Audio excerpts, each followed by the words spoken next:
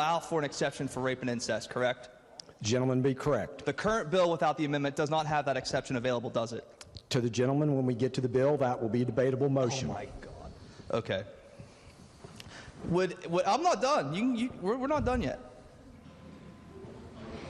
Does a rapist have parental rights in West Virginia?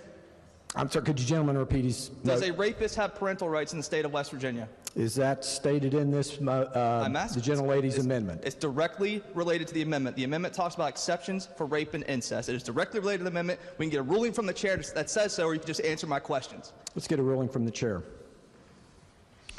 The gentleman will state the question. He doesn't want to answer my questions that are directly related to the amendment. The amendment specifically talks about rape and incest exceptions for child rape victims in the state of West Virginia.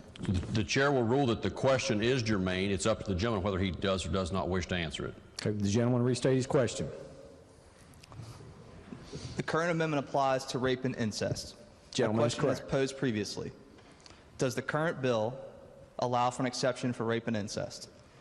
The current bill that will be in front of us does not. Thank you.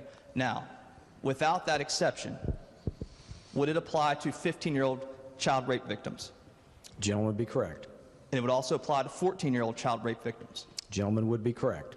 And 13-year-old child rape victims? Gentleman would be correct.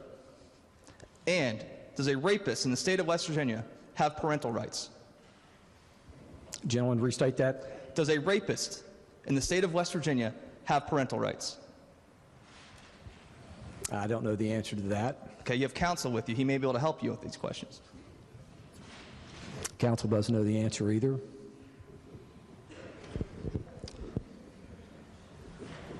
Would the chairman of judiciary yield questions?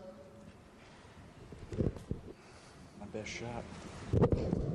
Sure. You heard the question. Does a rapist in the state of West Virginia have parental rights?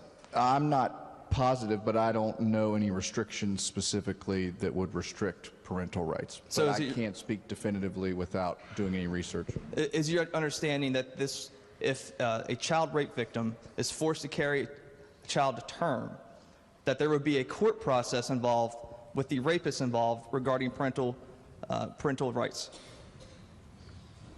The father of the child, is that who you're speaking of? Yes, the and rapist. That father was convicted of rape? Is that what the question is? That's what the question is. There could be a court proceeding. Okay. To that point, does the state of West Virginia first require a conviction before it could be petitioned to the court to extinguish parental rights? I'm unsure. Okay, you're unsure. You have no reason to disagree with me if I told you that it requires a conviction, correct? I think you're correct. Okay, so it does require a conviction. How long would that potentially take? Could that take years? It could take years. So the child rape victim who's 15, 14, 13, or 12 would have to go through the legal process while her rapist is pending the court and trying to get parental rights. It's possible. That's possible. Thank you. Thank you for yielding questions. Very briefly to the amendment, Mr. Speaker. Yes, gentleman's recognized. I thank the Judiciary Chairman for yielding questions. He seemed ready for it more so than the actual presenter of this bill. But I just want to give you analysis of what you're voting on.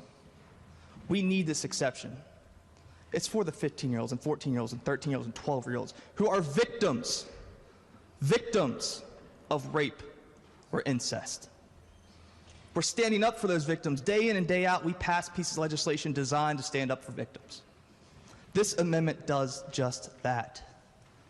The process now in the state of West Virginia, the victim of rape or incest will be brought back into court to confront the rapist, potentially for years, until there's a conviction. And even upon a conviction, they get re-victimized with every court appearance, re-victimized.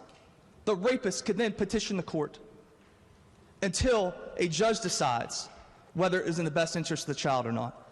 Until a judge decides, the discretion of the court, year in and year out, re-victimizing this child victim. It's not how we should operate. This is an amendment that protects children, protects victims of rape or incest. And it needs to be supported. You know, we cleared out the children that were in front of me prior to this bill being taken up, and I think I know why. It's not easy to talk about, but it affects them. They're not sitting in front of me right now, but many are sitting in the gallery right now. They don't want to be re-victimized. They want to have to face their rapist over and over again.